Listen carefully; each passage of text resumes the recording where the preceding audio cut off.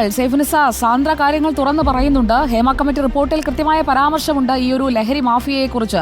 അത് ഈ കാരവനുകൾ മറയാക്കി സെറ്റുകളിൽ ഉപയോഗിക്കുന്നതിനെ കുറിച്ചാണ്. ഈ ഒരു അന്വേഷണത്തിലേക്ക് കടക്കുന്നത് പോയിട്ട് അതേക്കുറിച്ചൊരു ചർച്ച പോലും നടക്കാത്ത ഘട്ടത്തിൽ ആരൊക്കെയാണ് ഇതിൽ കൃത്യമായി 10-15 പേരടങ്ങുന്ന ആ ഒരു പവർ ഗ്രൂപ്പിന്റെ സാന്നിധ്യം, അത് സംഘടന ഏതായാലും അതിനുള്ളിലെല്ലാം പിടിമുറുക്കിയിട്ടുണ്ട് എന്നുകൂടിയാണോ സാന്ദ്ര പറയുന്നത്?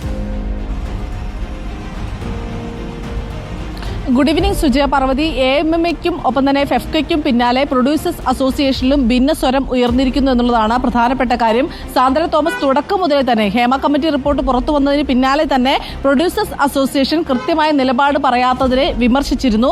അതിനുശേഷം സ്ത്രീ നിർമ്മാതാക്കളുടെ ഒരു യോഗം പ്രൊഡ്യൂസേഴ്സ് അസോസിയേഷൻ വിളിക്കുകയും ചെയ്തിരുന്നു കഴിഞ്ഞയാഴ്ച.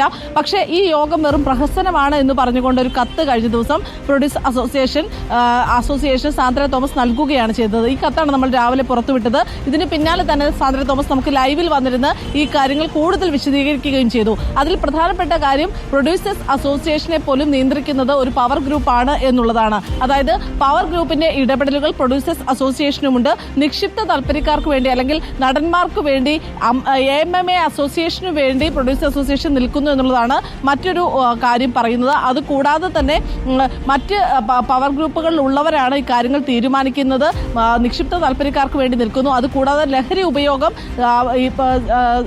ലൊക്കേഷനുകളിൽ വ്യാപകമാണ്. നേരത്തെയുള്ള പ്രൊഡ്യൂസർ അസോസിയേഷന്റെ പ്രസിഡന്റായിരുന്ന M രഞ്ജിത്ത് ഇക്കാര്യം തുറന്നു പറയുകയും ചെയ്തിരുന്നു. പക്ഷേ ഇപ്പോഴുള്ള ഭരണസമിതിക്കും ഭരണ നേതൃത്വത്തിനൊന്നും ഇക്കാര്യം തുറന്നു പറയാൻ കഴിയുന്നില്ല. ഇവരെല്ലാം ഈ പവർ ഗ്രൂപ്പിന്റെ ഭാഗമാണ്. ഒരു പക്ഷത്തിന് വേണ്ടി മാത്രം നിലപാടെടുക്കുകയും ചെയ്യുന്നു. ഈ ഹേമ കമ്മിറ്റി റിപ്പോർട്ട് പുറത്തു വന്നതിന് ശേഷം ഇക്കാര്യത്തിൽ നിലപാട് പറയാൻ വൈകിയതും ഈ പവർ ഗ്രൂപ്പിന്റെ ഭാഗമാണ് ഇപ്പോഴത്തെ ഭരണസമിതി എന്നുള്ളത് കൊണ്ടാണ് എന്നും സാന്ദ്ര തോമസ് വിമർശിക്കുന്നുണ്ട്. ഇതുകൂടാതെ ഒരു ലൊക്കേഷനിൽ വെച്ച് ഈ ലഹരി ഉപയോഗം കാരവനിൽ നടക്കുന്നതായി താൻ നേരിട്ട് കാണുകയും ഇത് ചോദ്യം ചെയ്ത് തന്നെ മർദ്ദിക്കാൻ ശ്രമിക്കുകയും ചെയ്തു എന്നും സാന്ദ്ര തോമസ് ആരോപിക്കുന്നു. നേരത്തെ തന്നെ ലൊക്കേഷനിലെ ലഹരി ഉപയോഗത്തെക്കുറിച്ചും കാരവനിൽ നടക്കുന്നത് മറ്റു പല കാര്യങ്ങളുമാണ് എന്നും അറിഞ്ഞിട്ട് പോലും പ്രൊഡ്യൂസർ അസോസിയേഷൻ വേണ്ട രീതിയിൽ ഇടപെട്ടില്ല എന്നും ഹേമ കമ്മിറ്റിക്ക് മുമ്പാകെ താൻ മൊഴി കൊടുത്തതിൽ തന്നെ ഇപ്പോൾ ഒറ്റപ്പെടുത്തുന്ന സ്ഥിതിയാണ് ഉള്ളതെന്നുമാണ് സാന്ദ്ര തോമസ് പറയുന്നത്. നേരത്തെ വിവരങ്ങളുമായി നമുക്കൊപ്പം ചേർന്നത് നിർമ്മാതാക്കളുടെ സംഘടന തന്നെ ഇക്കാര്യത്തിൽ നിലപാടെടുക്കുന്നില്ല എന്ന ഗുരുതരമായ വിമർശനമാണ് ഇപ്പോൾ സാന്ദ്ര ഉന്നയിക്കുന്നത്.